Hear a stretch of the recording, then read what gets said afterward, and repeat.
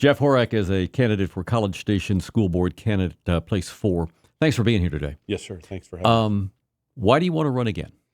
Man, 6 years being on school board as a trustee, been through the ringer, I would say, obviously with COVID and a lot of changes just with education in general.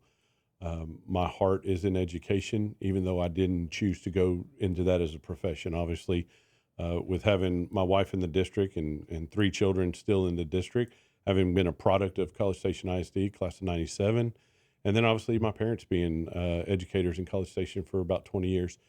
It's something that I've grown up around. And when I decided to run in 19 and why I'm running again now, I just have a passion for it. And this is my way to give back and make sure that, and I've said it in every forum that we've been in, make sure the kids that walk across that stage get the same opportunities or better opportunities than I had back when I walked in 97, because it's a whole lot different deal now with the state funding and how kids are learning and things like that. And we've just got to make sure we're meshing all that together so that we're moving forward in the right direction. Your opponent is the former superintendent. Yes, sir. He was the superintendent when you have been sitting on the school board. Yes, sir. I don't know exactly what to make of that. I don't know that situation has ever happened before, but clearly I'd like to get your thoughts on the situation you find yourself in running against the superintendent that certainly was on your when you were on the school board. Yeah, having served as a school board president under Mike, always had a great relationship, still have a great relationship. Worked hand in hand to make sure that we were going in the right direction as a school board, and then obviously as a district. The main thing with any superintendent is you want to make sure you have a working relationship, and that deals with obviously making sure you have communication, but then obviously as a school board president and trustee, educating myself on, okay, what are my governance roles? And then obviously what are the superintendent's governance roles as far as management and things like that. As a trustee, we're responsible for hiring the superintendent and making sure they're doing their job. And then obviously fiscal responsibility, budget with the tax rate and things like that. So, as far as Mike running, no issues there. It is what it is. I think we both want what's best for College Station ISD. I think our vision might just be a little different.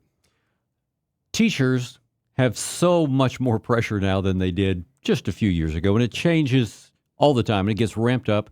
We know that Austin's not helping nearly as much as they can or should. Tell me the message you want to send to the teachers as far as where College Station is now, what you want to do to be able to support and know that they're being heard. Well, we've always been a destination district, even from when I was in school. We continue to be that, but the challenge is that everybody has gotten better. As much as we've improved as a school district, everybody else around us has improved, and then obviously across the state. And so what we always want to look at with the teachers is that, hey, we want to make sure we understand where our shortfalls are coming from. I have great relationships with many employees, many teachers across the district and all 19 campuses, and we have many conversations throughout the year. Positives, negatives, growth, where do we need to improve? And then it's my job to make sure that I go back and talk to the superintendent, and Dr. Harkrider and I have that conversation, and I say, hey man, here's what I'm hearing. Here's some concerns that we're hearing on these campuses and things like that.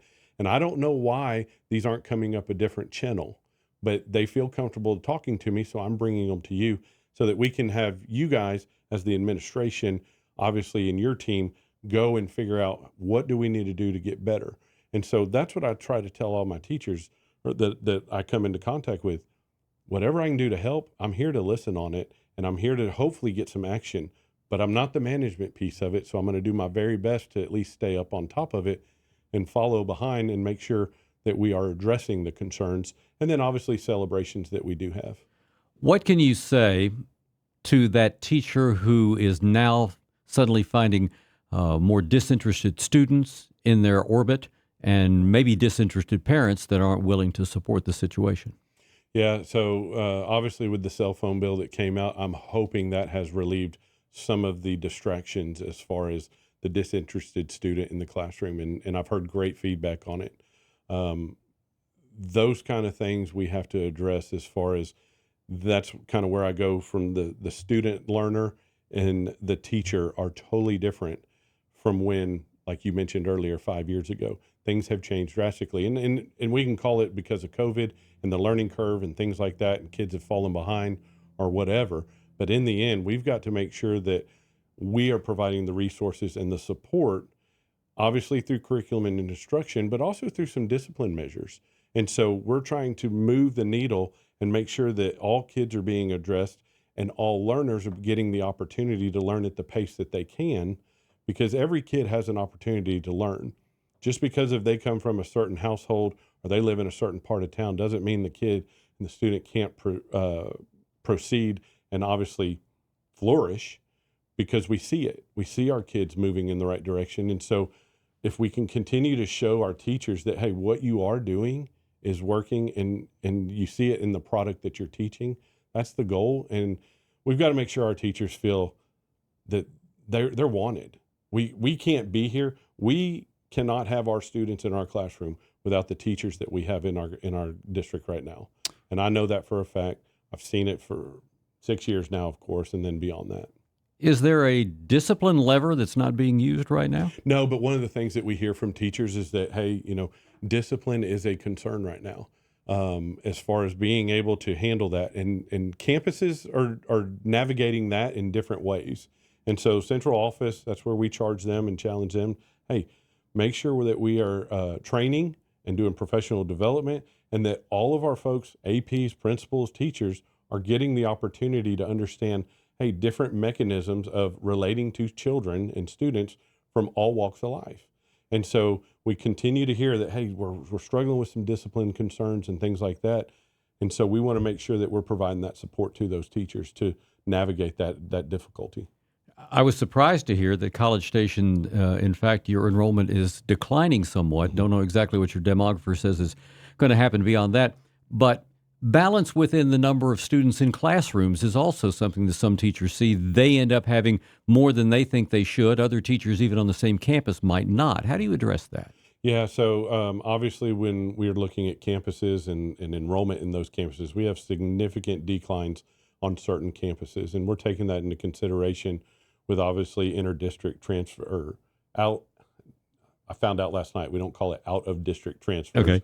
but that's what I've been calling it. But I can't remember what we referred to it last night. But it's just one of those things where we've got to strategize, think outside the box, and we've got to make sure that our core classes, we have some guidelines that we have to follow from the state, and so we've got to make sure that those core classes are within those realms of teacher to student ratios.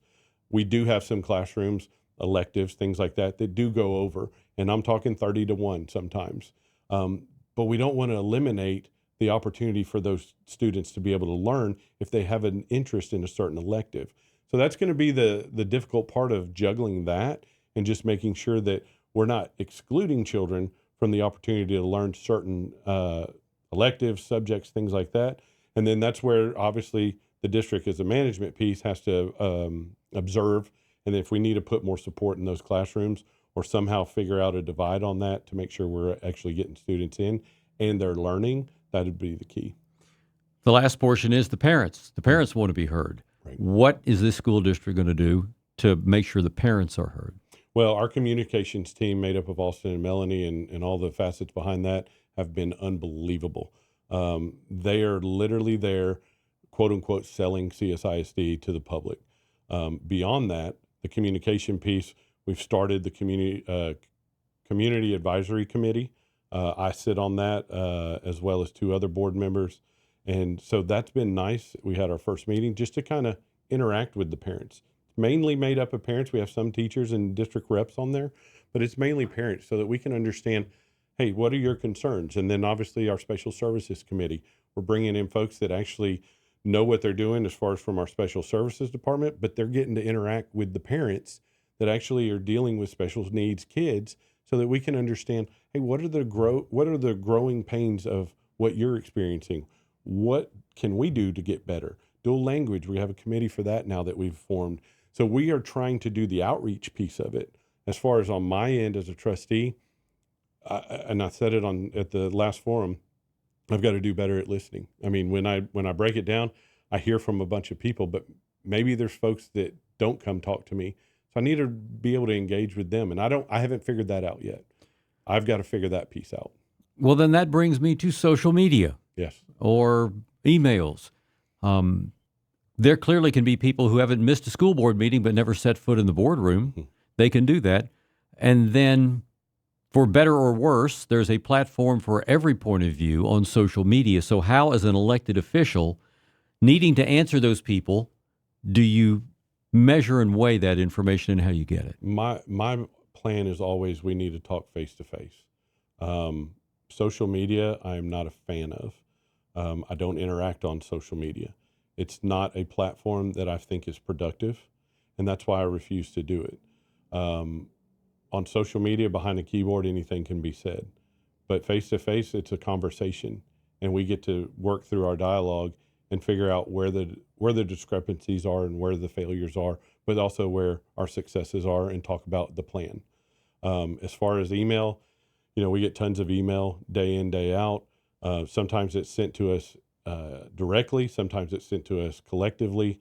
And that's where we kind of let our trustees, if it's something that they want to reply to, we're not going to hold them back. I mean, I feel as elected officials, as trustees, everyone should have a voice. We don't ever speak for the board.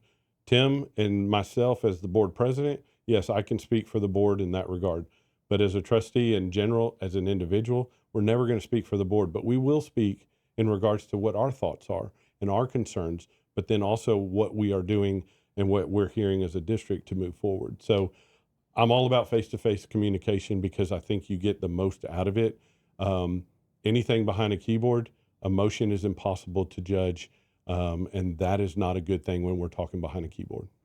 This is a big college town, but college isn't right for everybody. And CTE is certainly a portion of what you're doing. Where is the CTE program at CSISD right now, and where does it need to be in your view? So CSISD CTE is booming right now, and I say that because there's a lot of construction going on out there. We are in phase 2 right now, putting in piers and pouring concrete with hopes to get that done. Now, that's going to house a lot of the vocational pieces when we're talking about ag tech, ag mechanics, cosmetology, auto, welding is going to be out there. So we are actually going to expand, and we need to do that because we're way behind the curve on it. I actually sat in a group of parents meeting in 2013 about having an ag barn, and here we are in 2025, and we finally got an ag barn out there in the shadow of one of the biggest ag universities in the nation. But then our partnerships with Texas A&M have improved. I think over the last year, we've improved by, I think we've added 4 different connections with Texas A&M, and those aren't just for college kids and students that want to go into college. These are vocational opportunities with hospitality, working with our College View high school and things like that. So we are expanding that because, yes, like I said earlier on, when I walked in 97, a lot of folks went on to college. Now when folks walk, it's college, vocational, or obviously military. And so we want to make sure that we're prepping all of our students so whatever they want to do are going to be successful. Anything we haven't covered today you'd like to touch on? We've had a lot of growth early on. It kind of died down right as I was coming onto the board, and things have slowed down. Our state funding is always one of those things that we're battling, and obviously with Paul and Trey, they've been great to work with as our representatives, and so it's been good to have those communications. The fight's not over, and I hate to call it a fight, but I feel like that's what we are. We are under attack as public education, but we've been around the longest. And so that's going to be something that I continue to navigate, but also continue to advocate for, and having those conversations with those two guys and just bringing them into the mix of what College Station ISD is, and maybe some of the shortfalls, which we've had those conversations. They're very aware of it, but they're only going to increase. And so we're going to continue to battle and make sure that we get represented, obviously, as far as public education, because we are the best in the business, because we take everybody. We don't turn away anybody. And that's our goal, is to make sure that every kid that comes through the doors at CSISD gets an education, and then they can go off and do what they need to do as far as their dreams and their hopes for the future. Jeff Horak, he's a candidate for College Station School Board Place 4. Thanks for the time today. Thank you. I appreciate it.